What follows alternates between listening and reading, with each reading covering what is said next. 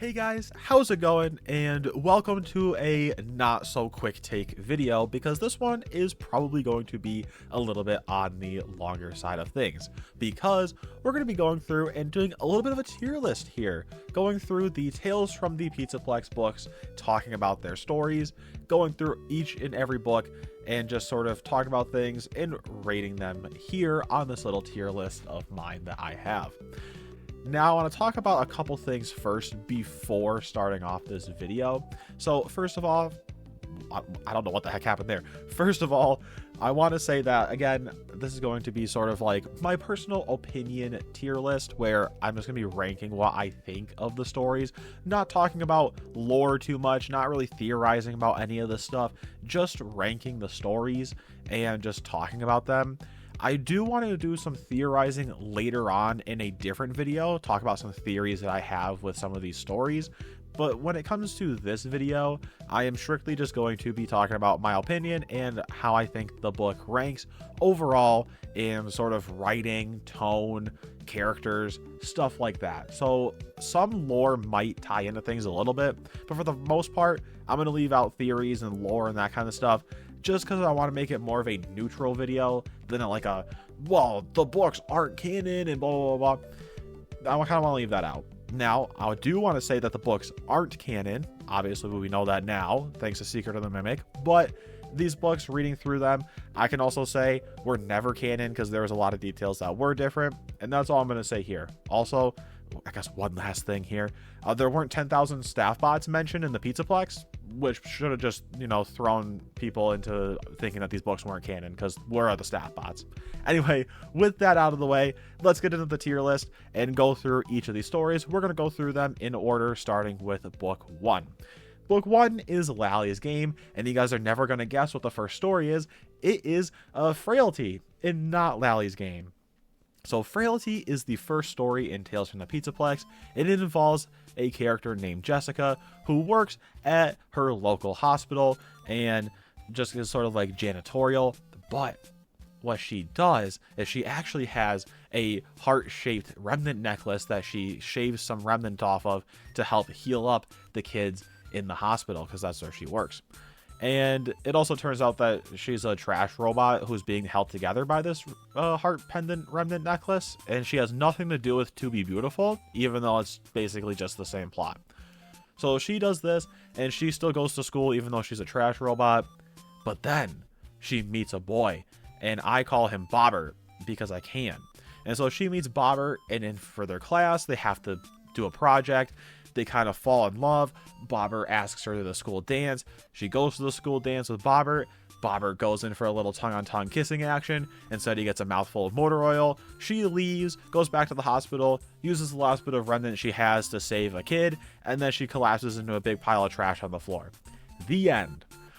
This story sucks, but it holds a special place in my heart for being absolutely ridiculous, and I feel for my man Bobber. He thought he found the perfect girl of his dreams, and it turned out that she was just a trash robot.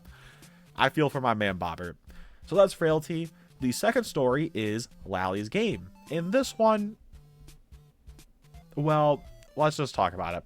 So this story involves our main character, Selena, and she's moving in, well, her and her fiance are moving to their dream house, and the story goes through a decent few amount of weeks to months, and eventually they get married and they move in together, blah blah blah blah. But her, I guess, husband at this time has this box that he doesn't share any information about to his wife. He's like, just don't mess with this box because it's whatever. And she finds it super suspicious, and she talks to her husband's mom, and the mom's like, yeah, at some point he went to the PizzaPlex, and he used to love the PizzaPlex, and talks about how the husband went to the PizzaPlex.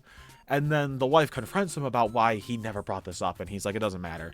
But eventually one day the wife finds this box, and she opens it, but she doesn't see what's inside because the husband comes home, and she confronts him, and he goes, did you open the box? And she's like, yeah, but I didn't see what was inside. And he runs upstairs and he opens the box, but the box is empty. And he's like, oh no. And she's like, well, phew, my husband's not hiding anything crazy. But then it turns out that Lally was in the box, and her husband starts going crazy playing hide and seek with Lally because Lally haunts him. And so the husband starts going crazy, and the wife actually sees Lally at some point, but then still tries to think that her husband is crazy, even though she saw Lally. And so she thinks her husband is crazy and like a serial killer. And so then she beats up her husband and hides, but then Lally finds her and kills her and stuffs her in the box. And the husband is like, oh no. And then the story ends with him moving on to another woman, and the same thing is just going to happen again. That's the story. Just an ending that kind of comes out of nowhere. And then the last story here is under construction, and this involves our main character Maya and her friends, and they visit the Freddy Fazbear Mega PizzaPlex, and it's her birthday. And she's having a kind of fine birthday, but she wished she could have a little bit of a larger birthday. And she wants to use the Fazbear AR booth. But it turns out the AR booth is closed. But she sneaks in there anyway, and she tries on the AR headset, and she's like, whoa, this is super cool. The world around her changes, and she has a big happy birthday kind of a thing. Her birthday's super fun in this AR world, and then she takes it off and she leaves.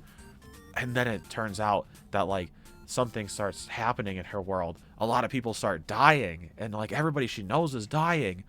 And, like, literally everybody on the planet is dying, but they give birth to these creepy, weird goo monsters, and she's super confused about what the heck's going on. And then at the very end, she's like, maybe I'm still in the AR booth. And then she gets, like, kind of suffocated from the weird goo monsters, but she can't die because she's not actually getting suffocated. And that's how the story ends. So for book one here, kind of bland stories. Honestly, Frailty was probably the best one, but only because it was kind of ridiculous and goofy and corny. But I kind of liked it, so it's going to get a slight boost on that end. But for the most part, it was boring. I'm going to put it in fine, only because of Frailty. The other two stories are really boring and kind of not anything to write home about, but they weren't bad. What is bad is this next book, which is Haps. And you guys are never going to guess what the first story is of the book Haps. The first story is Help Wanted, and actually involves our character Steve, who is just the stand-in for Scott Cawthon. And Steve is approached by Fazbear Entertainment to make the Five Nights at Freddy's games, and he says no. But then he's looking for the girl of his dreams, and on a dating site, he sees a girl's name pop up and like a profile pop up, and this girl wants to meet Steve. And Steve's like, this is super cool. And she invites him out to her house out in the middle of nowhere. And Steve's like, that's kind of odd, but whatever. And he goes there and he enters the house, but the house is completely empty. There's nothing in the house. It's all just blank. And Steve goes, that's odd. And then he starts hearing a high-pitched ringing coming from the fire alarm.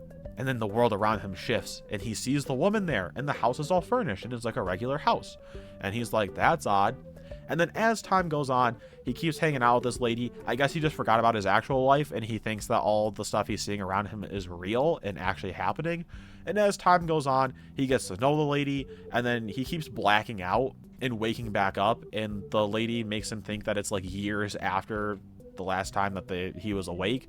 And so he just has some sort of like short-term memory or something like that, where he can't remember everything that's happening. But the lady, his wife at this point, keeps reminding him about stuff that happens. And eventually they have kids, and he's living in this house, and he's working on the Five Nights at Freddy's games because Fazbear Entertainment showed back up and said, you should really work on these games. And he said, okay. So he starts working on the games, but then he starts getting nightmares, and he starts freaking out, and he still hears that high-pitched ringing. So he breaks the fire alarm, and I think, or the smoke detector, whatever it is, and he breaks it, and then he sees that the world around him was fake, and that he was just imagining things, and that his wife and kids are actually these robots that ride around. And he's like, what the heck? And then some guy on the radio, assumably Fazbear Entertainment, goes, you should turn on the radio speaker thing so that the illusion can come back and you can live out your happy life. And then he does. Boring. The story was incredibly boring. Nothing happened in the story. The only props I'll give it is somehow managing to bring back sound illusion discs after, like, since the Fourth Closet.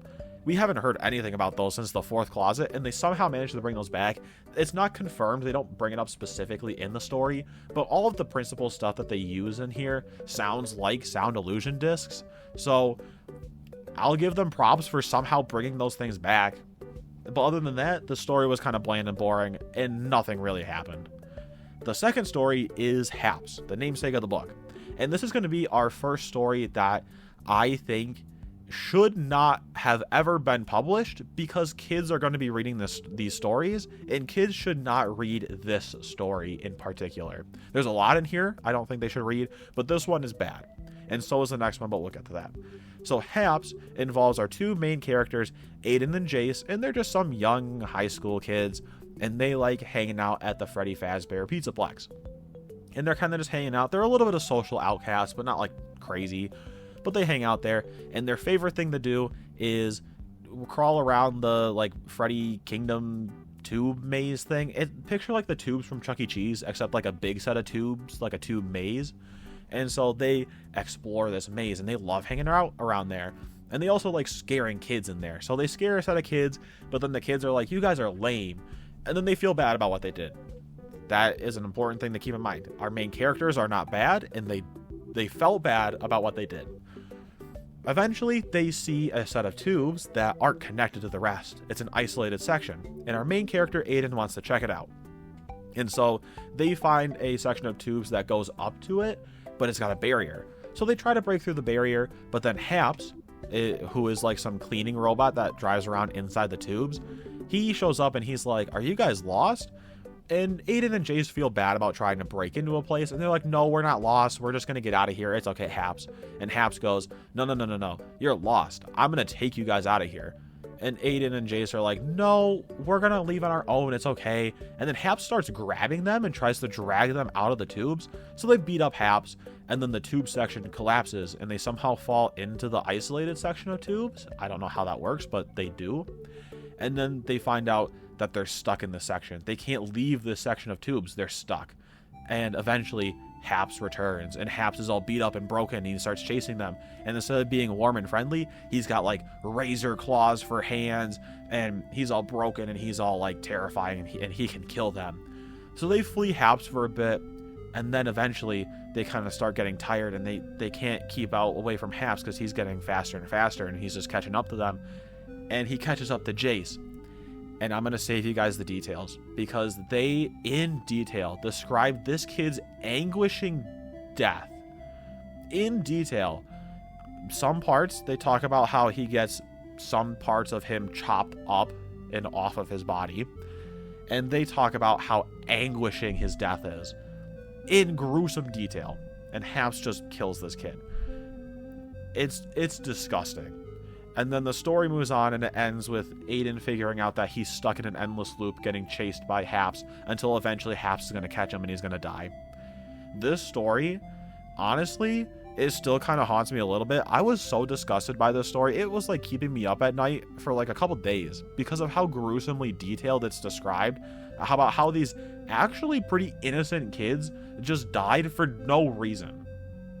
And I get that that happens in the FNAF universe, but you don't need to be describing it so awfully disgusting. And the same can be said for this next story.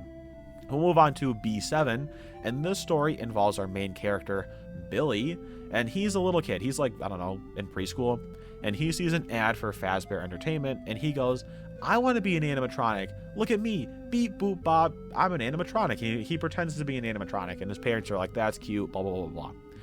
And then the book goes on and on and on about how he thinks he's an actual animatronic. His illusion here, it doesn't go away. He's like 18, he becomes an adult, and he's still pretending to be an animatronic. And he's like changing his whole life around. He sleeps on a metal table. He eats only like plain food. And like it has to be like white food. I don't even know what it is. Like white frosting on a cake or something like that. Like it's just, he thinks he's a robot. And eventually, everybody he knows around him either leaves or dies. I don't know what I was going to say there. His dad leaves. His mom dies. And then he's left alone. And he decides that he needs to be more animatronic. So he replaces his arms and legs with prosthetic arms and legs. And then the book keeps going. And keep in mind, they describe all of this in disgusting detail. And they keep going. And they keep going. About how he starts to put metal plates in his face, and he starts to put ink in his eyes, and so that he can have solid black eyes instead of regular human eyes. And I had to stop there before they talked about that section. In fact, I didn't finish this story because I couldn't. It was so bad, I just couldn't finish the story. It was making me a little bit squeamish, I admit, and I thought it was just too disgusting to finish. I don't know what on earth people were thinking with these stories, releasing these to the public. And keep in mind, I know Fazbear Frights had a good few of these types of stories. You don't have to remind me about In the Flesh or stuff like that. And if you don't know which one that is the Springtrap gets MatPat pregnant story. Like, you don't have to remind me about these things. I read Fazbear Frights. I know these stories are not great. I don't know what it is about some of these. They almost seem more gruesome and more disgusting than Fazbear Frights ever were. I really hope not a single kid on this planet ever read this book, because I would have been traumatized for life if I had read these books as a kid. So this is going to be our first disgusting one. I think they should never have released these stories because they don't add anything to any sort of lore, Five Nights at Freddy's, anything. And all they do is just make you feel sick and disgusted. So Haps is getting the disgusting category. Moving on to book 3, it's really not that much better. I'm going to be honest. The first story is Somnophobia, and our main character, Sam, is kind of like, he's a little quirky, he's a little afraid of things, and him and his friends go to the PizzaPlex for one of his other friends' birthday, and they win him a little, like, moon snow globe thing, and it, like, beams knowledge into your head, or something like that. Like, if you're reading a book while you have this moon snow globe on, it, like, beams the knowledge into your head, and you can, like, memorize everything that you needed to know. But Fazbear Entertainment says that you should only leave it on for 10 minutes at a time. Well, Sam, his friend group decide to, like, have everybody use it for, like, a week on end. And so Sam uses it first, but he gets addicted to it. It's like an addiction to him. He needs to keep using it because it's just this weird feeling. It's a feeling that, like, he really enjoys. But then he also starts to see memories of his dad and stuff like that. And he can interact with these memories. It feels real. And eventually he realizes what he's doing is changing him as a person and that it's not great. So he tries to give it up, but eventually he goes over to his friend's house to, like, leave it there. But then his friends don't come back home yet. He's waiting for them there, and he decides to use it one last time, so he does. And he gets stuck in this mind world where he's now, like, stuck here and he can't leave. He's no longer in the real world. He's stuck in this imaginary dream world. But then he also realizes that the snow globe worked without being plugged in. And then his friend's dog eats his face and the guy dies. Yeah, the ending kind of comes out of nowhere. It's hinted at ever so goofily at the very start of the book. But yeah, the dog eats his face and he dies. And he gets stuck in the dream world and he dies. It's a really random ending. I'm going to be honest, though. The story itself is not terrible. In the idea of this, like, it's an addiction story, right? And I think it actually is a little bit more unique of things here for FNAF books. It's not a great story by any means, but it's definitely not terrible. It's fine. It's all right. It was a okay story. Next up, we have Pressure. And Pressure involves our main character, Luca, and him and his friends go to the PizzaPlex. And they are going there to use the role-playing section. And what you do there is you wear a bunch of costumes and you enact, like, different scenarios in old Freddy's locations.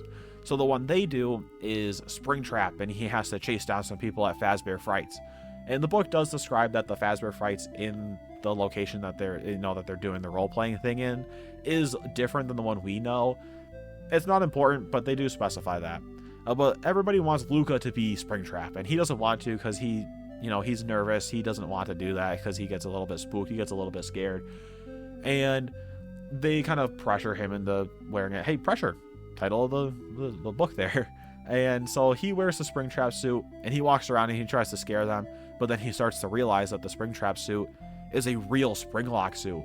It's not a fake suit, it's a real one. And so eventually as time goes on, he gets spring-locked. He gets actually spring-locked.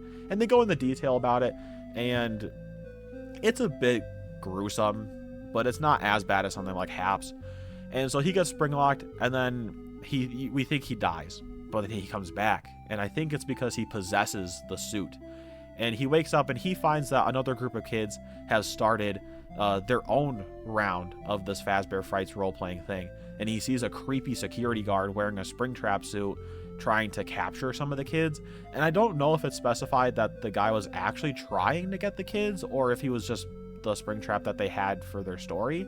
I don't remember. But basically the Springtrap, the fake Springtrap dude, grabs one of the kids and is like keeping her in one of the rooms. And then our main character Luca as Springtrap shows up and he like strangles the guy to death. And then I think the story ends there. There's not like anything after that. His friends just leave him. Also, I should bring that up. His friends just ditch him. They think he was acting the whole time and they just ditch him. And then the story ends. All in all, it really wasn't actually that bad. It was mildly, I'm not going to say enjoyable. It was interesting. We'll say that. It was an interesting story and a little bit of a different take on things. Overall, you would think that this book isn't that bad. It's sounding like probably the best one here so far. Except for this last story, which I cannot pronounce for the life of me. It's the Ballora story, where she runs her own fitness tube center. Don't ask me what it is. So this story involves Grady, who's our main character, and he works at the PizzaPlex. And there's two of his other friends, I don't remember their names, and they all work there. And Fazbear Entertainment left a strict policy of you need to have at least 2 employees in the building at all times. Well, Grady wants to stay and finish his work, but his friends want to go home and come back tomorrow so that they can finish. And Grady's like, no, if we just get our work done tonight, we don't have to come back tomorrow. Makes sense to me. So they leave and Grady stays so that he can, test out the rides and stuff and make sure the attractions are working. Well, he gets to the Ballora Maze one, or the tube, whatever, and he tries it out. But he finds that the tubes are a bit narrow. They're too narrow for him to go through. And he has to just keep going through the tubes in order to get out, but he kind of gets stuck. And Ballora's job is to help people through the tubes. So she shows up and starts dragging him through the tubes. And at first, it's like mildly uncomfortable, but she's getting him through. But then eventually, she starts just tearing into him and breaking his body apart to get him through the tubes. And then his 2 work friends come back and they see him. And because I guess the tubes are like see-through, and they walk into the Ballora area and they see him, and they in disgusting detail describe his body. And like I said, in like the haps and stuff, I'm not going to describe it here because it's just too gruesome to even think about, but they describe how broken his body is, and they're like, is he even alive? And yes, he is still somehow alive, and he sees them, and he doesn't think it's bad that they just turn and leave him there to die, because he's like, I probably would have done the same thing. But it's disgusting what they describe him looking like in all the detail that they use. So this really brings this book down because it's disgusting. But yeah, so they leave. He eventually dies because Ballora keeps dragging him through. It's just gross. And I don't know what they were thinking. I don't know why they had to be so gruesome with the detailing and this kind of stuff. But yeah, it really brings the book down. I think it's going to just have to go bad, though, only because the other 2 stories aren't terrible, but they're really the only thing that are keeping this from being disgusting. But yeah, I would not recommend this one. It was pretty bad. So next up here, we have Submechnophobia, which is book 4. And it's actually, the first story is the namesake of the book. And so Submechnophobia involves our main character, Caden, who has a fear of water and things underwater and all that kind of stuff, which I really feel for you, man. I got the same thing. I can't really handle open bodies of water. But he works at a water park. I don't know why. He works at a Freddy's themed water park. And his job is to work on the underwater animatronics. And don't ask me why he's doing that. So that's what his job is. But then as time goes on, he kind of gets spooked by the animatronics underwater. He thinks that they're almost alive. And one day he finds a kid's shoe in the mouth of one of the animatronics underwater. And he gets super spooked by that. And then another day, he finds a piece of bone attached to one of the rocks underwater. And it's like super spooky. And he's like, okay, somebody definitely died here. I need to solve this Scooby-Doo mystery. And then he almost gets killed by a shelf toppling. Like, the shelf topples over and it almost kills him. So somebody's trying to kill him, but he's also trying to figure out the Scooby-Doo mystery. And then eventually he kind of pieces together that a kid went missing around like I don't know, like 10, however long ago that the water park was open the first time. And so the kid went missing a long time ago. and they were reportedly missing at the water park. So he puts two and two together that the kid died at the water park, and he goes back to try to figure out if there's more body parts so that he can tell the police about this. And as he's searching the water, he gets attacked by a guy in the scuba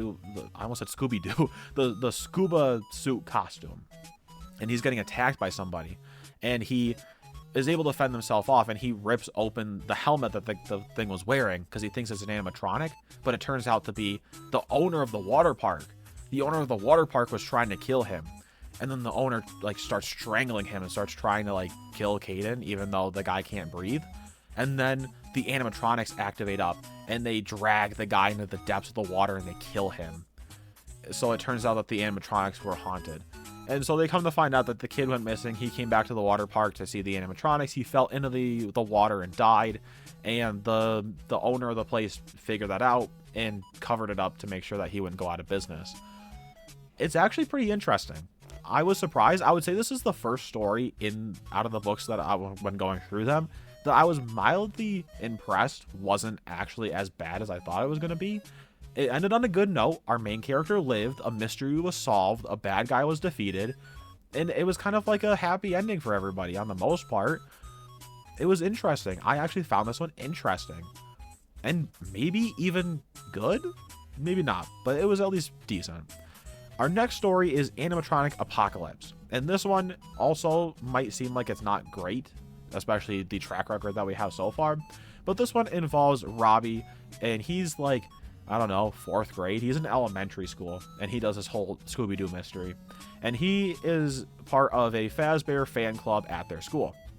And they like to play the game Animatronic Apocalypse, where it's kind of like D&D, and you have your character, and you have to try to survive being in the school with one of the animatronics, like Chica or somebody, and you have to try to survive the animatronics attacking school. But it's like a D&D game. It actually kind of sounds a little fun.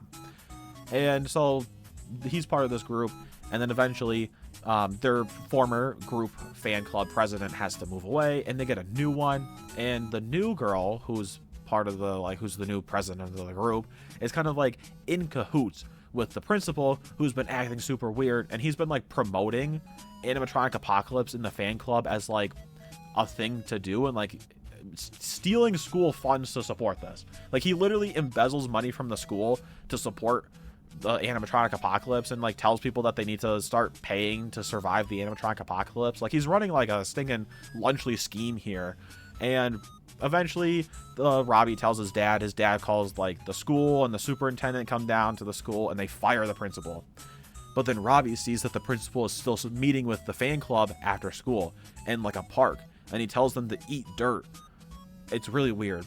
But then one day he goes back there to keep figuring out this mystery, and he sees that all of the kids are buried up to their heads, like their faces are showing, but they're all buried in the dirt in the park.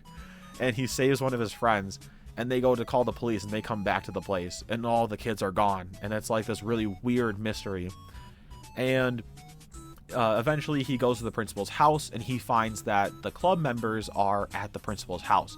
And he breaks into the house, and he gets caught. And the principal starts telling the kids to beat up Robbie, and Robbie starts getting beat up. And then the principal walks over to him, and Robbie stabs him with like one of those fireplace sticks that you like poke the fire with.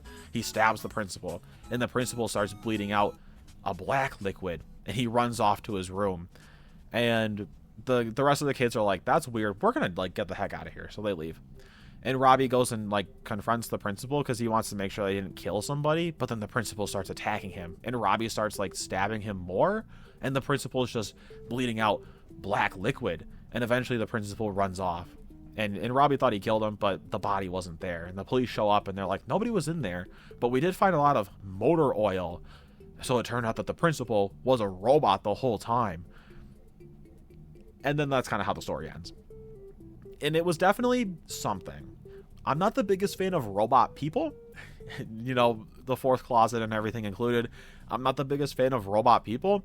I will say it was a twist I kind of suspected, but was also a little bit intriguing, surprisingly. And I think it works a little bit better in something like these short stories to do a thing like this, where it's like, it's a throwaway story that doesn't matter. A robot person being creepy and embezzling the school, it's at least kind of interesting. I found it mildly interesting. So that was that story. And we're coming up to a story that I actually skipped. I should bring this up. I should have brought it up at the start, but I'm bringing it up here. I actually skipped 3 stories in here, and I'll talk about them when I get there. Well, except for 2 of them, and this is one of them. The Bobby Dots part 1 and 2, I skipped both of those because I already kind of know a thing or two about the Bobby Dots and like the whole story behind them. I didn't feel the need to read them, and if I did, I wouldn't have been able to get the video out when it's coming out to you guys now. So I just skipped the Bobby Dots because I couldn't really care less about them. Basically what happens, a guy moves into a Fazbear employee moves into a Fazbear apartment. He starts to meet these 3 AI girls that are like assistants or something, and they start like holding him down in his apartment. And eventually it turns out that they're kind of evil and they tried to kill him, but then they use the Bobby Dots first generation, because the AI ones are the second generation. So they use the first generation Bobby Dots to kill the second generation Bobby Dots, and then they just all live happily ever after in the end. So that covers both Bobby Dots parts. But we're kind of skipping these because it doesn't really matter. But that was book 4, and I'm going to actually give this one a high tier fine. It was mildly enjoyable. I would say it's probably the best one so far. I wouldn't say it was good, but it was at least entertaining and enjoyable. This next story, the Bobby Dots Conclusions, which interestingly enough is the last story in the book, not even the first one. But this book involves, I'll just say the first story, involves GGY. The first story is GGY here. And our main character, Tony, is, I think he's in middle school. And he and his friends have a writing assignment where they need to come up with a fictional story. But Tony likes to do real stories. But he goes to the PizzaPlex to kind of get an idea of what to do. And he sees the name GGY at the top of a bunch of arcade high scores. And he starts to try to solve this mystery. Who is this GGY fellow? So he tries to ask around. Nobody knows who GGY is. And so he's trying to piece things together. He's trying to put the pieces together like Edwin Murray. And so he's solving this mystery like Scooby-Doo. Eventually, he decides like to go on Reddit or something, and he asks around. He meets up with somebody who tells him like, hey, stop poking your head around things that you don't understand. GGY has a lot more going on than you think. He's running a lot of things here. He has all access to the PizzaPlex. And Robbie figures that out as well, going into a PizzaPlex terminal and figuring out that GGY has an all access, like security pass pretty much. And so GGY is able to get around anywhere. And he also sees, or eventually sees, that GGY had invited 3 people to the PizzaPlex, but we don't know who. And then Robbie decides to go to the school in one way or another. I don't remember how he gets there, but he goes to the school and he looks through the librarian's like staff personnel list or something to figure out like who GGY is. But then he goes into the school counselors and he figures out that 3 school counselors, the 3 most recent ones, have all gone missing. They're all like gone. They're not here. Like something happened to them. We don't know what happened to them. And it turns out that the few letters of a name he saw at the PizzaPlex on the invite list from GGY are the names of the counselors. So GGY invited 3 counselors to the PizzaPlex, and then presumably they're all dead. Eventually, I almost said Robbie, that was a different guy. Tony gets caught for breaking into the school and doing that, and so he gets detention. But their writing assignment, he also wrote out the story, but then his friends changed it into some nonsense. Like, he wrote out the GGY story as he was like working on it, and it was actually kind of interesting. And then he gave it to his friends to like peer review, and they come back to him and they're like, actually, I think this is better. And it's literally that like Roderick 100 years ago, where it's like the 100 years ago that people ride dinosaurs story from Diary of a Wimpy Kid. It's literally that. And so he rightfully gets mad at them, and he gets detention, like I mentioned. And so he's super upset with his friends. And then one of his friends show up, and it turns out that his friend's name is Greg. And so Greg shows up and he's like, hey buddy, I know like we're kind of sorry about the story. Why don't you come on down to the PizzaPlex after detention and I can show you around the place. And the story ends. So it's implied that GGY, Greg, brought Tony down to the PizzaPlex to kill him. I'm not going to talk anything about lore or anything here. What I do want to bring up is that if GGY is actually anything like this, like if Gregory's like this GGY fella, he's definitely not Patient Whoever from the security breach audio logs, because like GGY killed school counselors. Vanessa's not visiting school counselors. That whole theory is just kind of a bunch of hocus pocus nonsense. So I just wanted to bring that up here briefly. The next story is The Storyteller, and this one is our first introduction to Edwin Murray. And so Edwin Murray is this old geezer, and he's on the board of whoever for Fazbear Entertainment. He's on the Fazbear Entertainment Company board. And everybody on the board, including the main, like the chairman of the board, want to introduce the storyteller concept to the PizzaPlex. And basically it's just ChatGPT. Like, they just want to introduce ChatGPT as like a main character in the PizzaPlex. So they build this tree in the center of the location, and they install ChatGPT, which happens to be on a white tiger head that they shove into the tree. And Edwin's super confused. So he tries to solve another Scooby-Doo mystery. He gets inside the tree, and he figures out that it's actually the Mimic program, and they're using the Mimic to run things in the PizzaPlex, and it's causing a whole bunch of errors. And so Edwin keeps sneaking into the tree. Eventually the boss man installs like a supervillain control panel in his office to seal Edwin in the tree and kill him.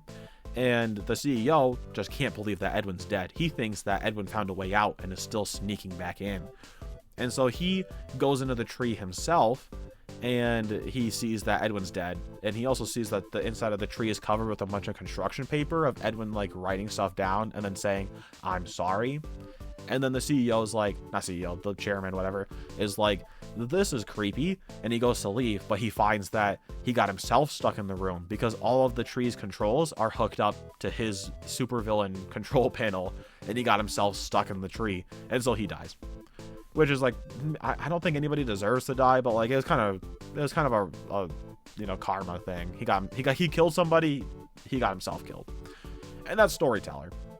And then, like I mentioned, the last story here is Bobby Dots, but that doesn't really matter.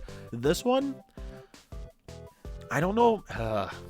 I'm actually going to give this one a low tier good, only because I found it way more interesting than these other stories that were here. But I'm going to give this one a low tier good, but like on the line between fine and good. It really wasn't that bad. It was mildly enjoyable. Maybe it would have been worse if I included the Bobby Dots in here, but like I said, I didn't read them, so I'm not really ranking those stories here. So that's this book, and we'll move on to the next one, which this next story is book 6, Nixie, and this story involves our main character, Astrid, and she's, I think, in elementary school. She's 9, so she's in elementary school. She's 9 years old, or early, I don't know. She's 9 years old. And at her school, everybody has a Buddytronic doll. And it's like the popular thing to have, and she wants one. But she lives with her grandpa and her dad sometimes, who's like kind of in and out of things because he's always away doing something.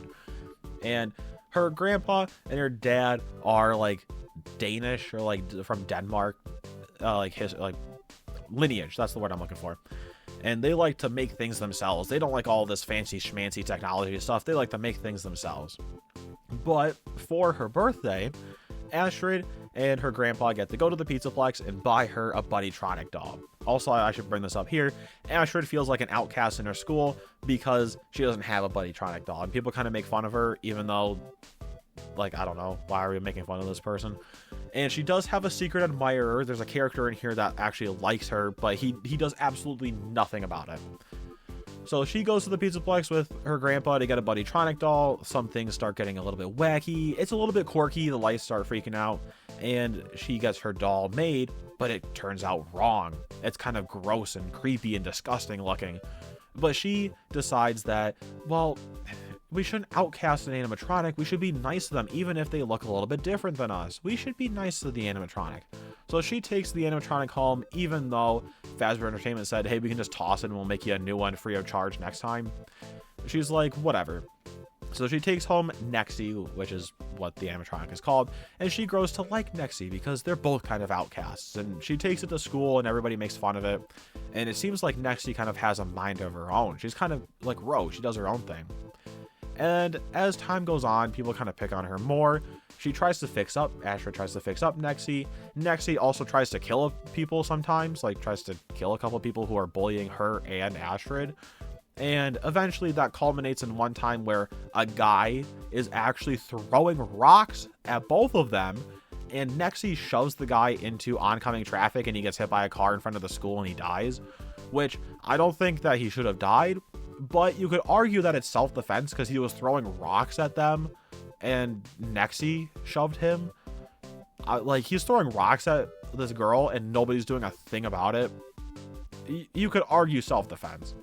So he gets hit by a car and dies, but it's kind of like they kind of go past it, whatever. And Astrid's kind of upset because she realizes Nexi's like a homicidal animatronic.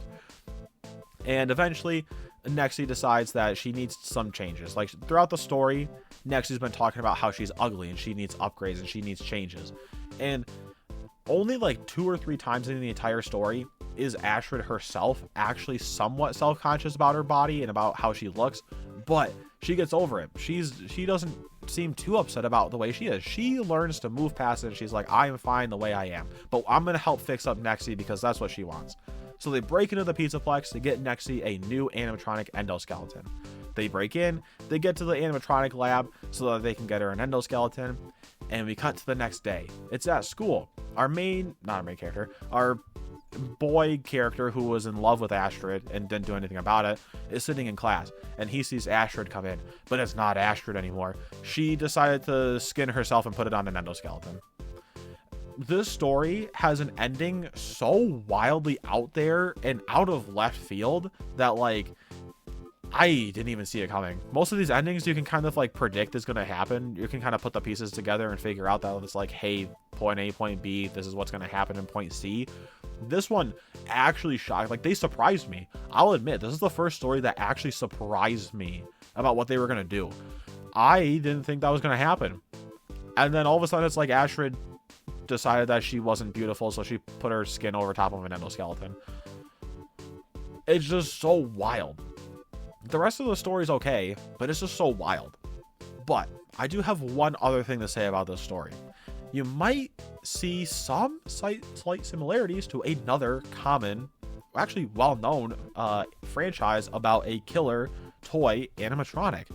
This gave me huge vibes of that Child's Play movie, which was the remake of Chucky. I don't remember when the movie came out. It was like 2017 or something. But it involves, instead of it being like a possessed animatronic, it's a rogue buddy doll that goes around and kills people. And then eventually they have to like toss him and whatever. And he gets jealous of other buddy dolls and they eventually have to kill him. Now, the story does end a little bit different than that one, obviously. But I was getting huge Chucky vibes from this book. Like, tremendous Chucky vibes from this book, especially since it's called a Buddytronic. Like, I feel like they weren't really hiding it with this one. Like, it was obvious to me. So, Chucky inspiration with this story. But that was Nexi. This next one, I actually have an interesting theory about, and I'll talk about that. I'll briefly go through the story real quick, and then I want to mainly focus on that theory. So, drowning is the next story, and our main character, Kara, goes to the PizzaPlex with her friends. It's like a common trope at this point. And they check out this VR attraction where you put on this headset and you kind of get your mind digitally scanned and put into like a digital avatar, and you can go to different amusement parks. So her and her friends go to this roller coaster ride, but she wanted to do the water park. Eventually, I guess I should also bring this up. There's the guy who kind of runs the things here, and he's like similar in age to them. And she kind of hits it off with the guy, and eventually she comes back without her friends so that she can sneak on and do the water park thing. And so she does, and he sets her up with that. And there's a little thing called hyper time, and that's how long you're in the attraction. And if it's set to 0, it's in an indefinite amount of time. And he accidentally sets it to 0 because he's called to go cover somebody else's lunch break. So he leaves, and she's stuck in the VR world, but she doesn't realize it at first. So she goes through and she's enjoying her time in the water park. It's super cool. It's super fun. She's having a lot of fun, but there's nobody else there. And so she's having a blast. But then at the bottom of pools, she starts to see this girl with long black hair. And she's like, whoa, that's kind of spooky. But then the girl tries to drown her. And so she's like, I got to avoid the water. And she's also realizing that she's now stuck here and she can't leave. And so she starts to run away from the girl. And she's like, I can't get anywhere because like everywhere I go, there's just water. And the girl's in the water. And eventually, as she's running around and she's coming to the realization that she's stuck here, she finds an old house that she explores. And she hears that the girl is calling out for help. She wants Kara's help. So the Kara tries to help the girl, and the girl tries to kill her in return. And so now Kara's like, great, the girl just wants to kill me. Eventually, she finds a big slide that goes up into the sky. It's kind of like the back rooms where it's like procedurally generated stuff. So picture like the pool rooms kind of a thing. She sees a water slide that goes up into the ceiling, and she tries to climb the water slide. She falls and breaks her legs. The girl drags her into the pool and kills Kara, and then the story ends there, where it's like Kara got her brain killed, so her body is now dead. The theory I have with this one, and I'm surprised nobody else has talked about this, I have a wild outland. This might be the biggest, wildest theory I've ever come up with. I think that the girl in the water is Charlotte the puppet, and you might see why when I talk about this. So first of all, the water theme, Charlie dying in the rain and crying, it's kind of a superficial thing, but it's whatever. The more important things is how she's described. So she's described as having kind of longer black hair, which Charlie does have black hair sometimes. The graphic novel's not, but I think in the movie she does. Black hair sometimes associated with Charlie. But her face is described as being super pale, sometimes almost porcelain-like. And she has these dark sunken eyes that sometimes glow white. And she also has, when she's angry, these flowing green veins. And they very specifically say green a couple times when it happens. So, and green is often associated with Charlie because of the bracelet thing and whatever, right? So some of the description there, I feel like kind of ties into it. But it's all superficial. It's all whatever. It's like, well, okay, what? And? Okay, so she kind of sounds like it sometimes. What does that have to do with anything? The old house Kara goes into, she goes into 2 different rooms, and these never get brought up again. These are just one-time things, and they go and they leave. The first room she goes into, she finds an old music box that's playing music. And when she closes the music box to turn it off, the music starts up again, and it gets more intense, so she has to leave that room. The other room she walks into, she finds a picture of a woman and a guy, and she presumes that they are this girl's parents based on how they look. But she specifically says that they're wearing clothes from an earlier time, like from decades ago. If this takes place in the 2030s or 2020s, whenever security breach takes place, then decades ago could be, I don't know, maybe the 1970s or 80s when Charlie is killed. And we could be seeing Henry here. And like I mentioned, these details are just one-off things. They don't come back. They're not something that gets developed later. They just happens, and they just move on from it. And I wouldn't say puppet stuff here if they didn't specifically talk about people wearing clothes from an earlier decade. That makes me think something like the 70s or 80s.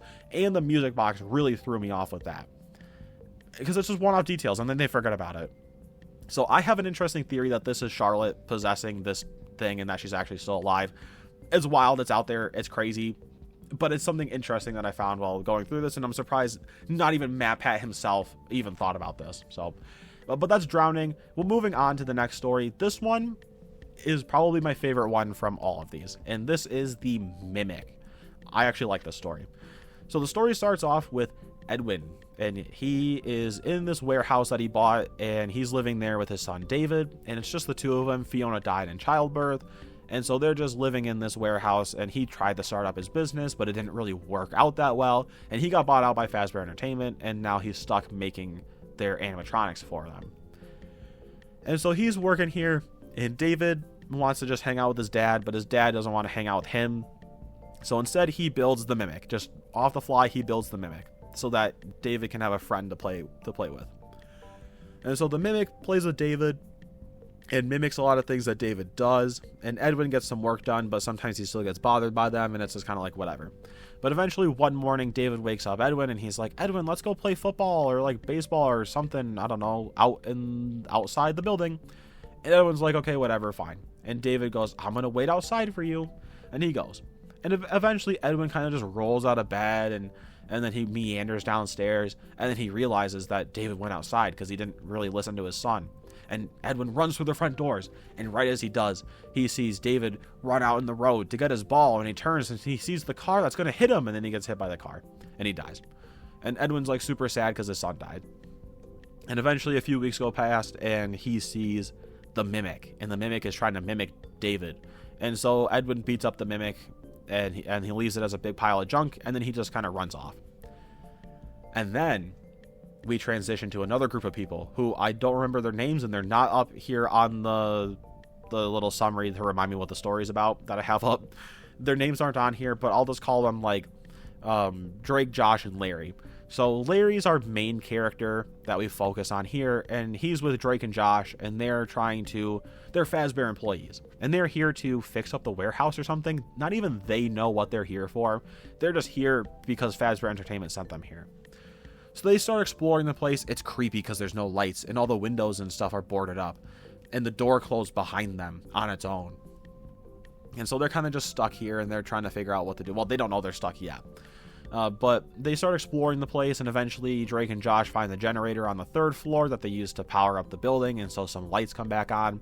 And Larry went exploring the 2nd floor, and he found a tape recorder from a previous team that was here, and he's wondering why they didn't finish the job.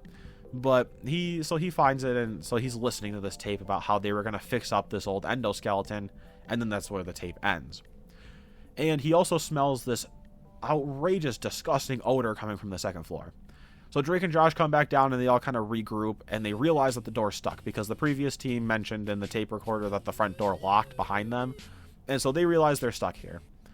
And then they all think about that smell from the 2nd floor, and they go and investigate, and inside the fridge they find the body of somebody, one of the previous people there, and he was shoved and crammed and broken and shoved inside the fridge. And they're like, that's terrifying. And then there's another smell coming from a closet down the hallway. And so Drake and Larry go to investigate. They leave Josh behind in the kitchen area where the other body was. And they go and they find another body in the storage room. And then they hear Josh screaming, and they turn around. And they see the mimic rip Josh's brain out of his head. And so Josh is obviously dead. And Drake and Larry are like, crap. So they escape the mimic. They slide down the slide. There's a slide in the building for some reason. And they slide down a slide to the main floor, and they hide for like a few hours. And eventually Drake's like, I'm going to try to figure out a way to maybe like stop this thing or grab something. So he leaves their hiding spot, and he goes, and the mimic knew where they were the whole time. He was just sitting there waiting. And so Drake leaves, and almost the second that he leaves, the mimic just shows up, and all within like a few seconds grabs Drake and like football charges him into the wall head first, and like crumples him up like an accordion against the wall. So the mimic kills Drake, and it's just Larry left, and Larry flees to the top floor, and there's only one way to the 3rd floor, and he's like, I can see if the mimic's coming up here, I should be able to be fine. But he tries to figure out a way to stop the mimic, and eventually he goes back down to grab a tool case from the 2nd floor, realizes the mimic's been down there, he goes back up to the 3rd floor, and he gets jumped by a costume, and the mimic sticks his arm through his stomach and up to his head and kills him. And then that's where the story ends, where they all die. And the mimic killed everybody. I actually didn't mind this story. It's a little bit on the gruesome end of things, to be fair, but I also don't mind the mimic being gruesome. I like him being almost more gruesome than William Afton. It kind of ups the stakes with the mimic. And shocking to some people here, I actually like Book Mimic more than Game Mimic. I think Book Mimic is infinitely more creepy, terrifying, and scarier. But I do like game backstory for Edwin, David, and the Mimic and all that sort of stuff. I like the game backstory more than I do the book backstory, but I like Book Mimic better than Game Mimic. But this was the story. This was the Mimic story. I really liked it. I thought it was actually kind of fun. The first part's a little bit boring. Nothing really crazy happens. Edwin kind of sucks. Like he shakes his kid around, and he gets upset when his kid gets a little bit of toothpaste on his clothes. He doesn't seem to really like his kid all that much, to be honest, even though he does. So he's a lot worse than Game Edwin, but that, that's beside the point. But that was the Mimic, and so I'm actually going to give this one the top. Right now, this is the number one spot here on the list. So that was the Mimic. Book 7, we're going to be kind of going downhill a little bit here. Book 6 was ramping things up, getting things a little bit better. Book 7, we're going back down to the bottom of the barrel here. So we have Tiger Rock, and that is the namesake story. It's the first one of the book here. And we have our character, Kai, and him and his friends go to the PizzaPlex, and they try out the AR booth.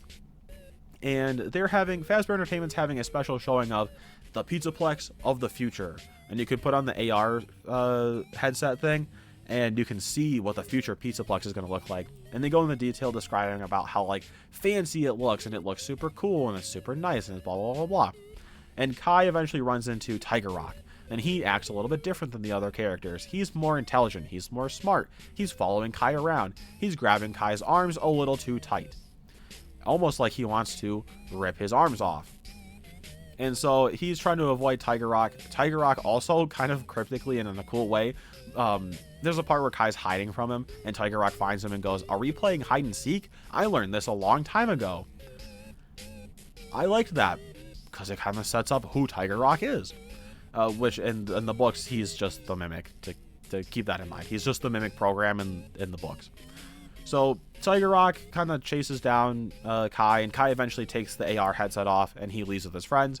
But then he starts seeing things that aren't there. He starts seeing a metal owl with a blue and green eye. He starts seeing a metal cat with blue and green eyes.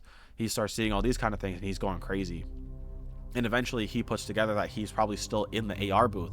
And through sheer force of will, he takes himself out of the AR booth, and he escapes. And everybody's like, you made it out of there. Wow, you were stuck in the AR booth for hours. So he goes home, and he's looking out of his window, and he's like kind of nervous and scared, because like everything crazy happened. But he's like, I'm back in the real world. And then Tiger Rock pops up in front of his window and rips his arms off, which turns out he was still in the AR world. Presumably. It doesn't actually outright say it, but I'm assuming, since Tiger Rock isn't an actual animatronic, except I guess his head is, it's left ambiguous.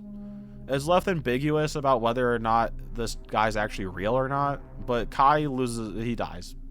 A version of Kai dies at the end of the book. It was at least mildly interesting. It was kind of boring, but like it wasn't that bad. The next one is The Monty Within. And this one involves our main character, Kane, and him and his younger brother get brought to the PizzaPlex, and so they get to go there, and they spend a little bit of time in this like VR game where you're playing, like, it's like Food Fight, like the movie, where you get to like play as some characters and go around and throw food at people. And you get a little AI assistant, and it basically hijacks your brain and uses your brain waves to sync up with the AI assistant. And so Kai gets Monty as his assistant. Not Kai. Kai was the last guy. Kane gets Monty as his assistant. And they play Food Fight. And at first he's like, this is weird, because Monty moves when I'm not moving. But when I'm moving, Monty doesn't move. So he's like, it has to be something with my brain. So they go home, and then eventually he goes back a later time and tries out the game again. And he breaks it. He tries to mess with the little brain scanny thing that they have, and he breaks the game. And everybody gets upset of him, but he just leaves before anybody can catch him. But then he starts getting strange thoughts that aren't his own. They kind of sound like Montgomery Gator. So Montgomery Gator is now stuck inside of Kane's head. And he's got like, kind of like the two personality thing. He's got his mind, and he's got Montgomery Gator telling him things to do. It's like, it's time to rock and roll, dude. And Montgomery Gator's a bit of an insulting guy. He's a bit of a jerk. And so he says something when Kane and Kane's girlfriend are on a date that makes his girlfriend leave and not talk to him anymore.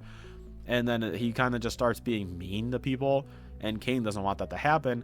And eventually he thinks that he gets rid of Montgomery Gator, but then Montgomery Gator's still there and takes full control of Kane's body and slices him in half at their works woodshop place.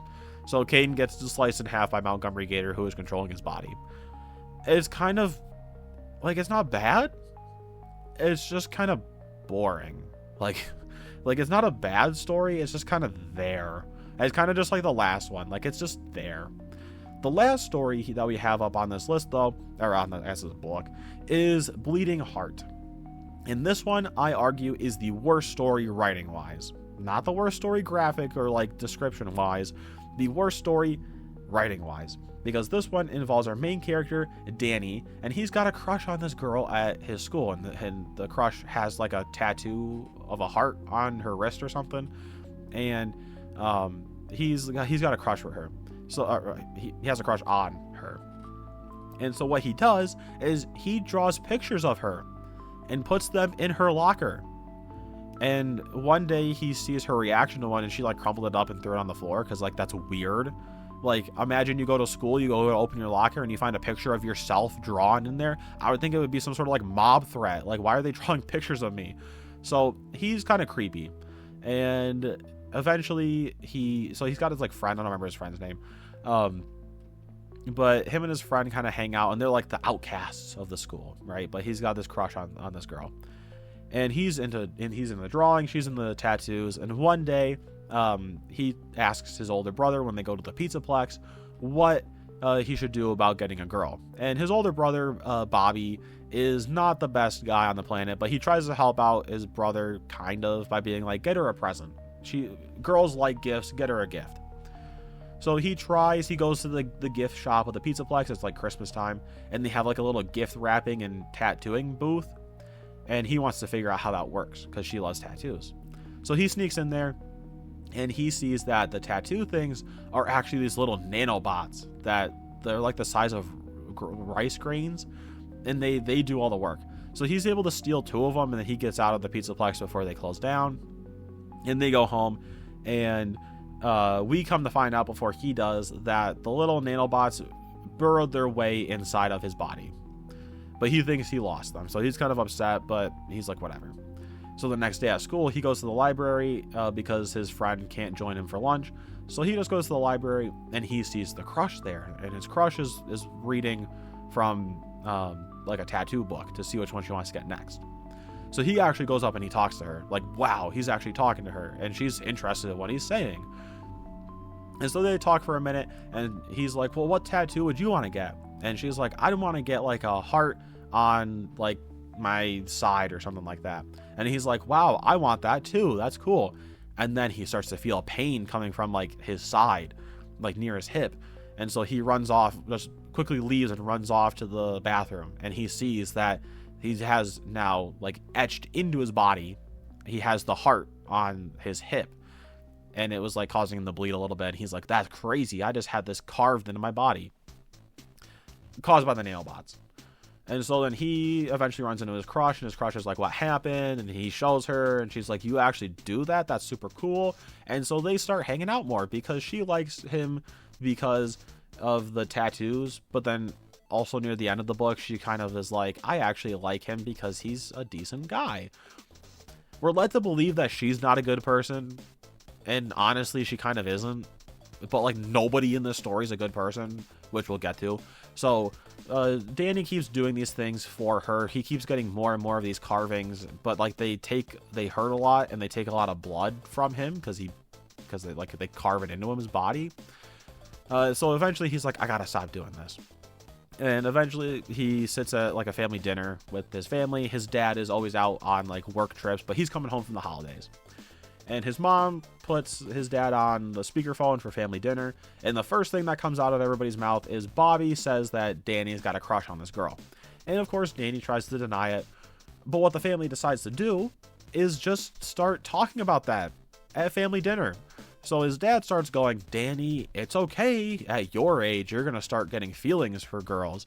And Danny's mom is like, oh, that's so sweet that you've got a crush on this person. Who is it? What's going on? And Bobby obviously just keeps talking about this. And Danny runs off to his room, and he says, I want this tattoo that he fully shaved in, like colored in on his notebook. And it like, the nanobots carve his entire stomach, like not his entire stomach out, but like a bunch of skin on the outside of his stomach gets carved off. And so he's like, I'm almost bleeding out. That's bad. And eventually he goes on a like date to a convention, where like a tattoo convention. So he goes with his crush, and they go up to this tattoo stand, and his crush starts asking about all these tattoos. Danny goes and gets a drink for her. He comes back, and she's still talking to the same guy, and he kind of gets jealous. And she's like, oh, well, what tattoo would you want next? Talking to the tattoo guy. And Danny walks up, and he tries to be like, I don't know, cool or something. And he's like, you know what tattoo I'd want next? And the tattoo guy's like, yeah, what would you want next? And he goes, I want all of the tattoos. And then the nanobots start carving him up because they just started carving every single tattoo in existence onto his body. And so he just starts instantly bleeding out like in front of everybody. And his crush gets scared, and she runs off, and Danny kind of chases her.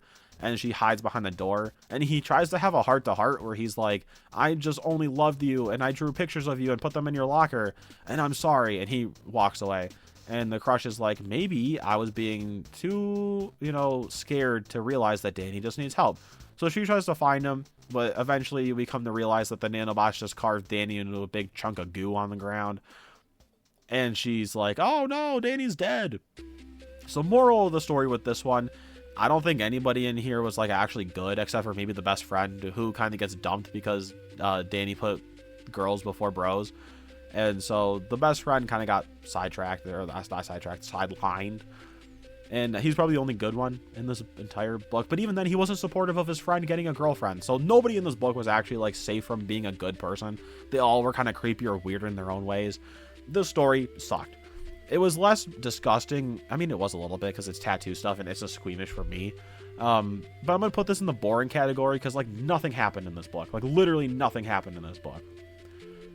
Next book, B7-2. This is the third story I skipped only because it's a sequel to B7, which when I brought it up, I didn't finish because it was too squeamish for me.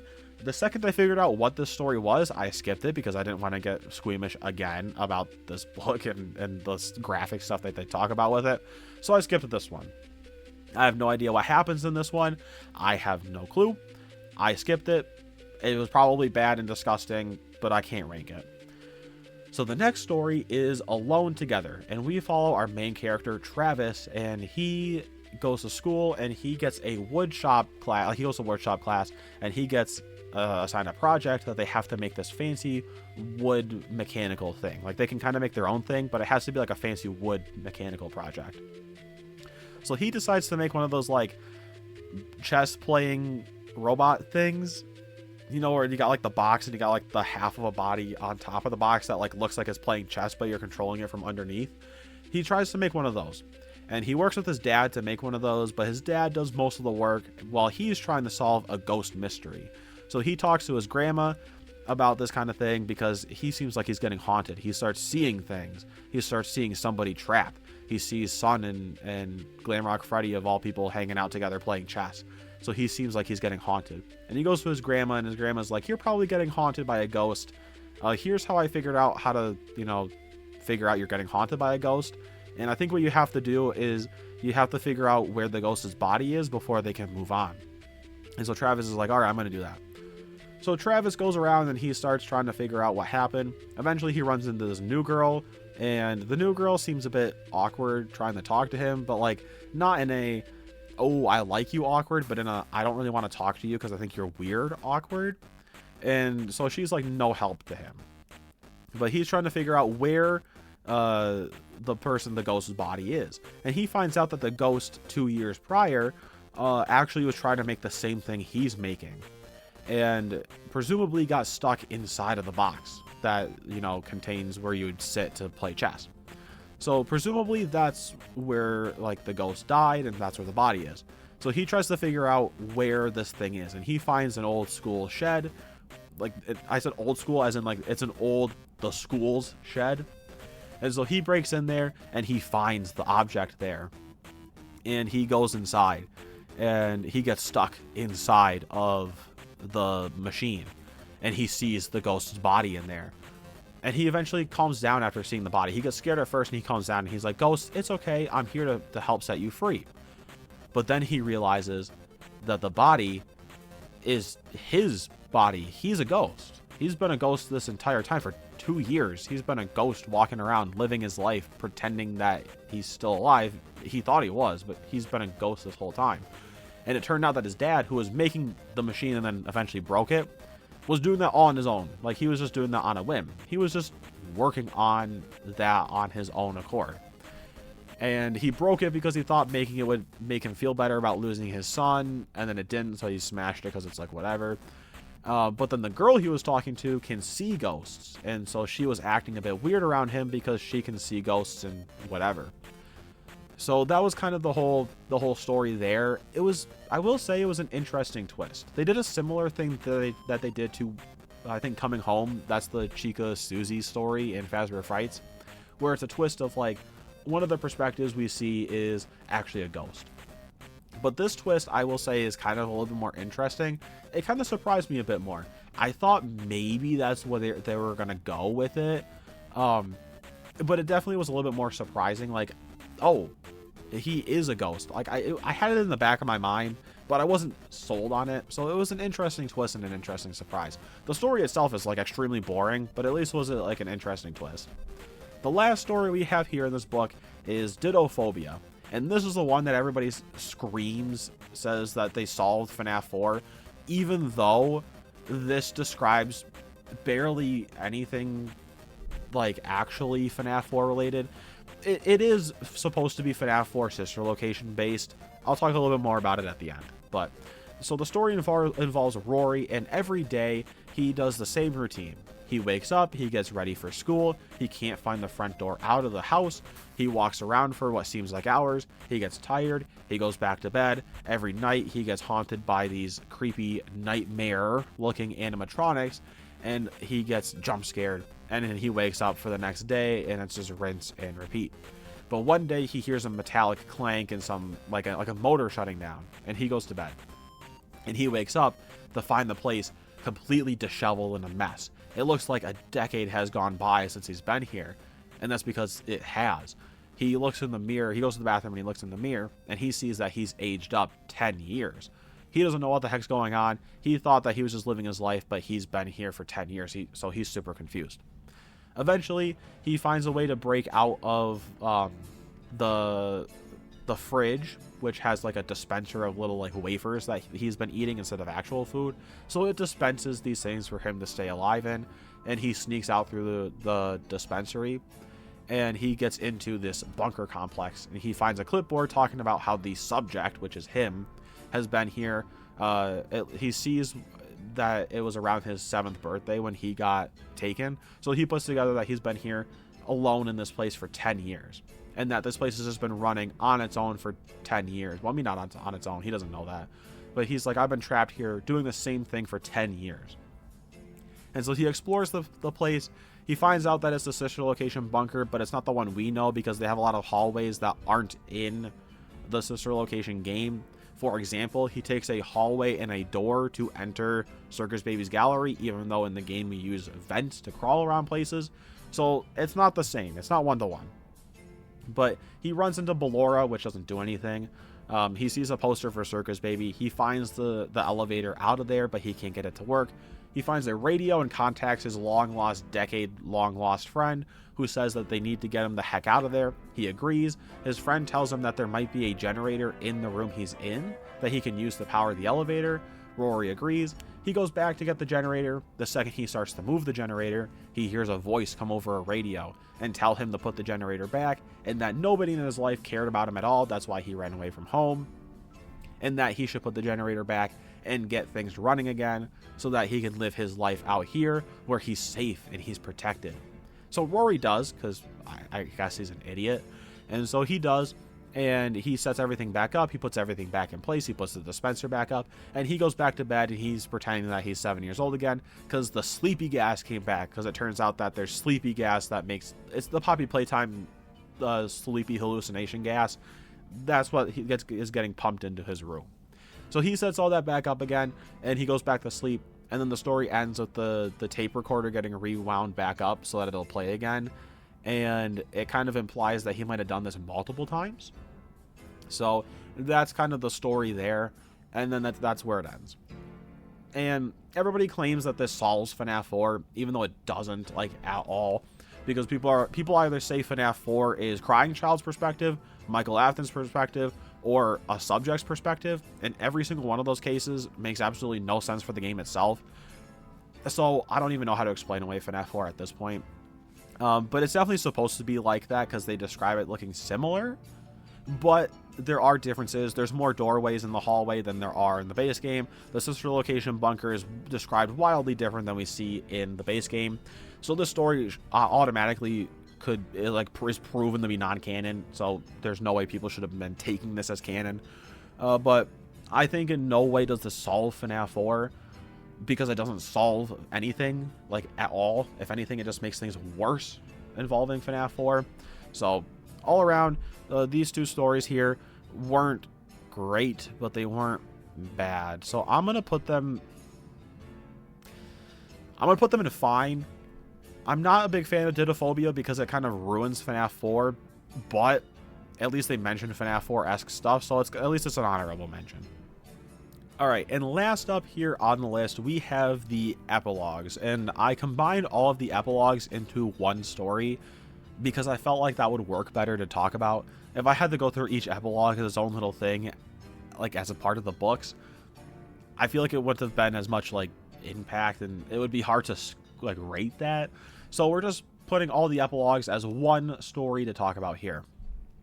And so the epilogues start off with the PizzaPlex construction crew and, like, I guess reclamation crew cleaning out the old Pizza Sim location, where they have to take apart animatronic endoskeletons, rip their head and arms off, and call it a day there. And eventually they get a shipment of new animatronics, but one of them looks a bit off. He looks a bit damaged. He's the Mimic. And so they bring him down to the Pizza Sim location. Our character gets him wired up and runs a program to have him remove arms and heads off of the endoskeletons. And he specifically says endoskeletons, but then the Mimic says rip arm and heads off of skeletons. And if I had heard that immediately, I would have just tried to turn it off or leave, because he just says skeletons and not endoskeletons. So I would have just freaking left, because like that clearly means me as a person. But they don't think anything of it. And he goes around and he starts doing his job, and they're like, good job, the Mimic is working great. And then he kills the guy. He rips the guy's head and arms off.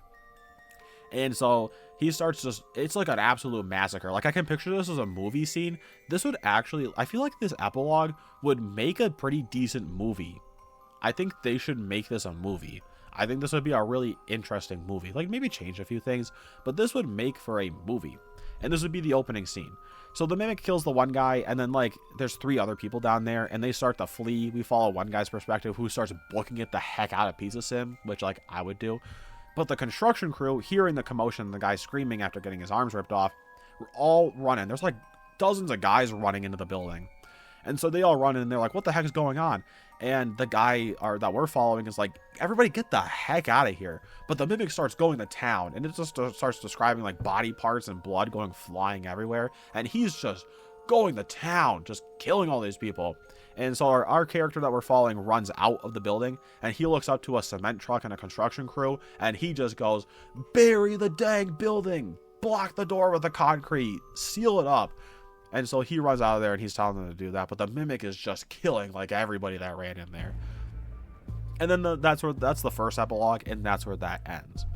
So it's just sort of an introduction to the setting and the Mimic as a killer animatronic here. That, even though we already got that, but whatever. I guess at this point we didn't have it, but that's beside the point. So now we go to our main character for the rest of the story here, Lucia, and she is a high school senior along with, I think, everybody else in the story. And there's some like complicated love-friend connections here. It's a little complicated. There's 8 total characters in this story. So you have Lucia, and Lucia's on a date with Jace, and Jace is best friends with Adrian, and Adrian's on a date here with Hope. So Hope and Adrian and Lucia and Jace are on a double date here, but Lucia is in love with Adrian, but Jace is in love with Lucia, and so there's like some kind of conflict of interest there. But as they're walking around, Joel and Wade, who are on the basketball and football teams, they show up, and they're not friends with Adrian, but Adrian does the same thing they do. So they're like, hey Adrian, what's up? And they're like the jocks, right? They're kind of like the bad guys. And then Kelly and Nick show up, and they're like, hey, yo, we're here too. And they're both on the cheerleading team with Hope, and so they're friends with them. And there's like a lot of random connections here, but they all know each other. And Joel and Wade are like, we should check out the Freddy Fazbear PizzaPlex construction site because it's cool and it's wicked. And Kelly, who's like super nervous and doesn't usually talk, says, sure, I'm down for that. So they all decide to go, and everybody's shocked that Kelly wants to go, but they're like, whatever. So they all go, and they find their way into the Pizza Sim location because Lucia talks about how it's actually an old Freddy's pizzeria. So they all make their way in there, and they start looking around the place. It's super dark, and all they have is like a couple small flashlights, and they're looking around. And then they go into the main dining room, and they see a bunch of endoskeleton arms and legs lying around, and heads. And then eventually Lucia gets a better look, and she realizes that these are human body parts. They're a bunch of dead people down here. And everybody gets the memo that they need to get the heck out of this building. So they go and they try to leave, but the way that they came in from, the vent that they fell through, is sealed off now. It's been like crumpled up and sealed off. So they're stuck down here. They can't get back out. And they hear something walking around, so they all hide. And the thing that was walking around leaves. It walks off. And then they decide that they're going to split up into pairs to start looking for a way out of here. And instead of like splitting up like couples and just going that route and like close friends, they decide to like mix things up a little bit. So Joel and Wade, since they're like friends, quote unquote, even though Wade doesn't really like Joel, they go out and they're kind of like their one pair because they don't want to hang out with anybody else. And then Lucia and Kelly team up for some reason, and they're looking around. You have Hope and Nick, and they're like super close friends, but like they're just friends and that's it. They're one team. And then you have Jace and Adrian, and they're like close friends. They've been friends for a long time. Jace is kind of like they literally describe him as like the quintessential nerd.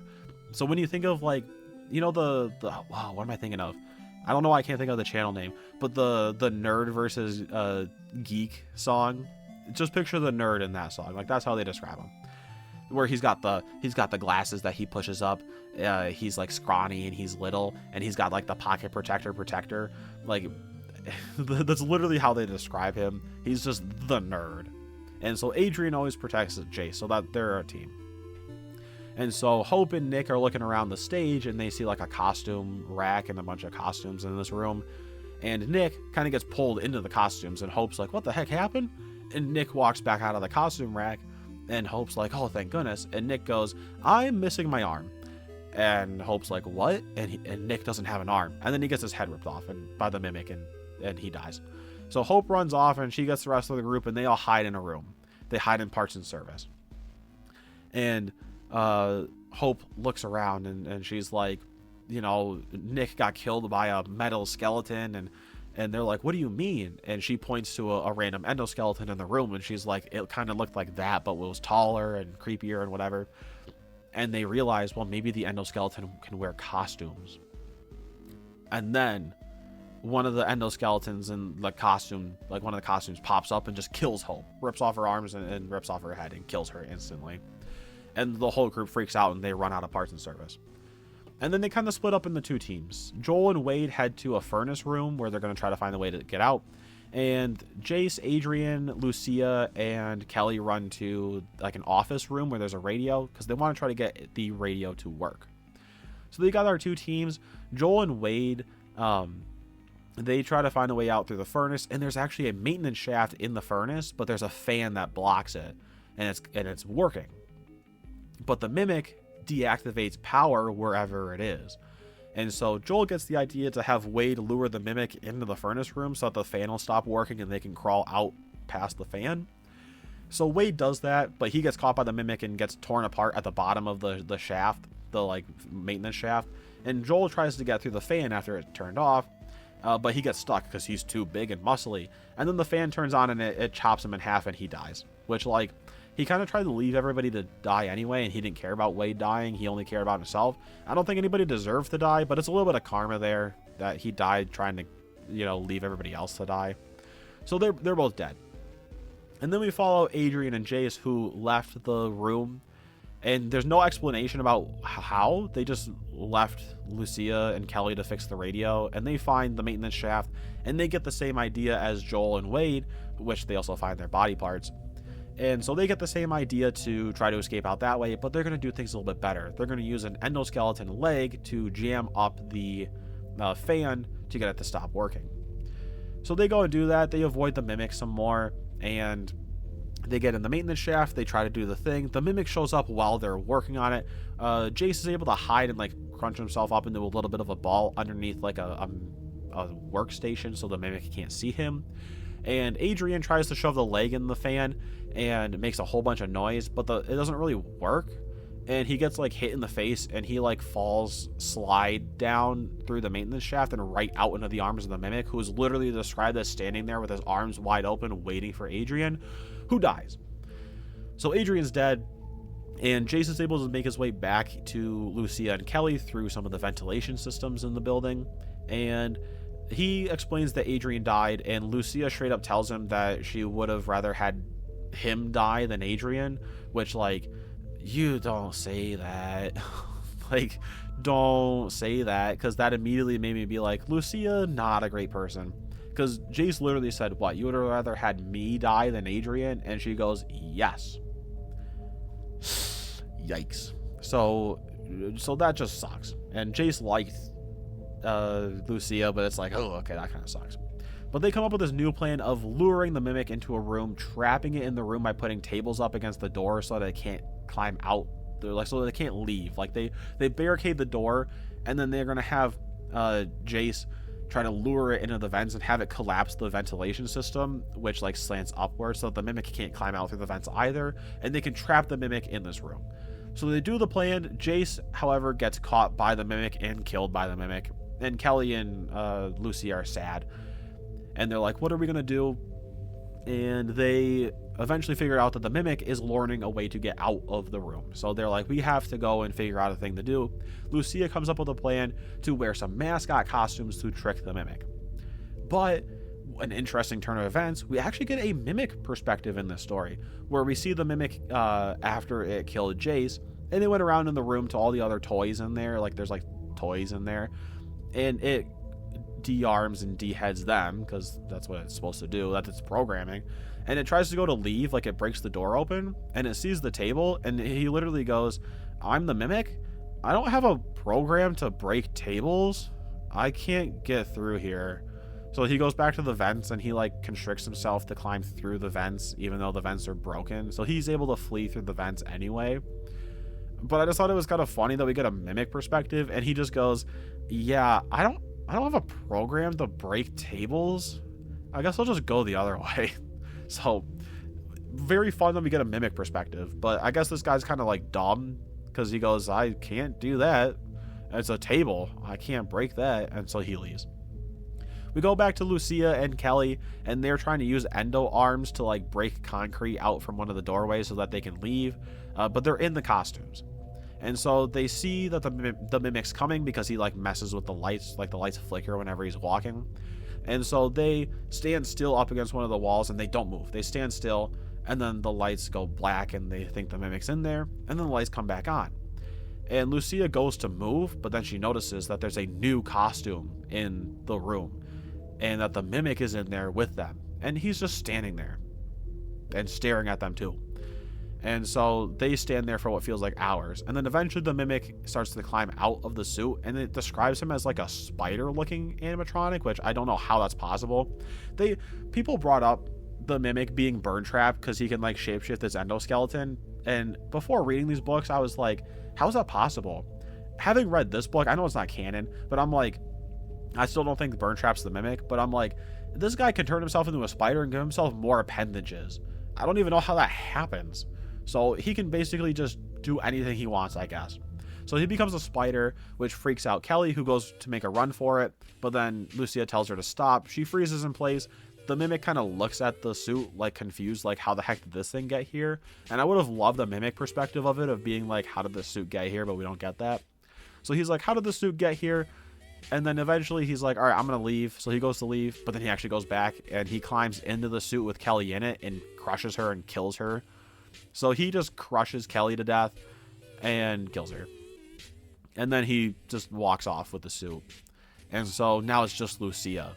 And the person who said that she wanted somebody else to die and didn't care about people's lives. So she's stuck here, and it's just her. And she comes up with a plan to actually spring lock the Mimic, because there's a spring lock suit in one of the costumes is a spring lock suit. So she plans on spring locking the Mimic. And she gets into a bit of a scuffle with the Mimic, and eventually the Mimic tries to climb into the spring lock suit, and after a little bit more of a scuffle, she gets it to go off, and it basically kills the Mimic, and then she shuts the Mimic down. So she kills the Mimic. The Mimic's dead. And eventually, she's able to break her way out of the building and gets help from a construction crew member to get her out of the building. And so she's saved. And she lives, and the mimic is dead. And that's the whole story. On the whole, it ain't like the best thing on the planet, but with what we had going here with the rest of these stories, it's like top tier. So I actually mildly enjoyed it. I found it mildly compelling. And I think it really wasn't that bad, to be honest. So I'm going to give this medium tier good because it was the only other story in here that I thought was at least decent. So that's going to be where we're putting the epilogues. And that's it for all the stories, which I'm looking at this now, surprisingly top heavy, but you might notice something here, and that good is the only top tier one. We don't have anything better than that. Looking at everything else, it's pretty low tier. It's fine and below. Also, I wanted to bring up one more thing here with the epilogues before we wrap things up. I wanted to do a little bit of like a dead meat, golden chainsaw, dull machete kind of a thing here, because I figured out of all the stories, this was the best one to do, since there's like 6 or like, oh, I almost caught myself saying something I didn't want to say. 7 people that died in this story. Whatever. So 7 people died in the story, and aside from like the start of the book. And I want to do a little like golden chainsaw, dull machete for the kills here. So in my mind, dull machete kill will either have to go to probably either Kelly or Hope, only because Kelly gets killed by getting crushed by the mimic, but we don't see any of it, and it's only described with like Lucia heard a crunching sound and then a squishy sound and then blood, and like that's it. And like getting crushed by the mimic, it's kind of like lame. And then Hope is the other contender, and that's because she just is like kind of just dies, and like there's no other surrounding circumstance behind it. She just dies. So that's a dull machete for those ones. The golden chainsaw I have to give to, maybe, I'm thinking Nick is the top contender for golden chainsaw, only because it literally describes like he walks back out and Hope sees him and goes, "Oh my goodness, you're okay," and he goes, "I don't have an arm," and he puts on like a little smile, probably because he's in full shock about like his arm getting ripped off, but he puts on like a fake, like a faint smile, and he goes, "I'm missing an arm." And then the mimic grabs him by the neck and like squeezes his head off, and like it's a bit gruesome and it's a bit graphic, but like I think he gets the golden chainsaw only for that part of coming back out from the behind the curtain and just like the way it's described and detailed. Out of all of them, I think he gets the golden chainsaw. So that's it for the epilogues, and that's it for everything here that I wanted to bring up and do for this video. A lot to talk about. This one was a long one. It probably will be longer than the other one was, surprisingly, even though there's less stories here. But I wanted to give you guys a good account of these stories, seeing as I think sometimes people don't give you the honest truth about these stories. I try my best to give the honest truth about these stories. And while there might be a few things here or there where it's like, I got a minor detail slightly off or something like that, this is how these stories went. And I just wanted to give you guys my opinion on them, and there's not going to be like a recommend to read. I would say steer clear of all of these, even the mimic story and the epilogue. I would just say steer clear of all of these. Like, there's not one in here that I think is worth reading. Even if you want to get into FNAF theorizing and like doing all that kind of stuff, I don't think there's a single story in here that's worth reading, especially like fine and down. Like, these ones are fine. They're not fine. They're okay. Probably should have named this one okay, to be honest. Imagine this good as okay. So these ones are like, they're fine. They're okay. They're good. I like the epilogue. I like the mimic, but I wouldn't recommend reading them. Like, you're not going to get anything out of these. And then fine down, you're just wasting your time. I mean, that's actually probably a good summary of all of this. You're just wasting your time reading these books. Fazbear Frights had some bangers. Coming Home was a great one. That was the Susie story. I love that story. It's so good. There was other stories in those books that I was like, hey, these are actually not bad. These are actually pretty decent. there really wasn't a lot here. There's not anything in here that's worth your time. So just avoid these. I wasted hours of my life listening to these stories, suffering through stuff like Haps and the one where the guy gets dragged through the tubes and killed. I had to sit through and listen to all of these, and what did I get out of it? Nothing. I heard so much hype about these stories and how absolutely amazing they were. They solved the FNAF lore, especially Security Breach. These stories solved Security Breach. We need these to be canon because these are so good. Not a single thing in here deserves to even be remotely considered canon, first of all. And not a single thing in here can even line up with canon because it all contradicts it. Also, maybe it happened in the Bobby Dots. I don't know. I heard that there's supposed to be multiple PizzaPlexes in this universe. They never describe that. They only ever describe one PizzaPlex. So I don't know where that came from. It might be the Bobby Dots. If it is, let me know. But I don't know where the heck that came from. And I think there's a lot of misconceptions with these books, which is going to get brought up in a video I'm doing in a few days here, where I talk about what the future plan was for what the plan was for the modern story of FNAF before Security Breach kind of messed it up. So I'm going to talk about these in that video and talk about what people were thinking with these. So it's going to be a little bit of a segment in that one, but on the whole, not sure what on earth people thought were good in these to be part of canon, but that's a topic for a different video. But that's going to be it. It's been a long road getting from there to here to do this video, and I hope you guys found it mildly entertaining and enjoyable.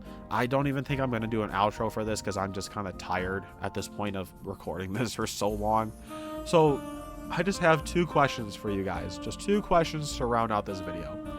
Question number one, what was your favorite story from this that I talked about? And question number two, what was your least favorite story that I talked about in this video? So which one was your favorite and which one was your least favorite? Let me know down below if you made it this far in the video. And with that, thanks for watching. Again, I hope there was something enjoyable about this video, and I will see you in the next one. Also, before I quick leave, if you guys want me to make any like theory videos about any of these specific stories, also let me know down below.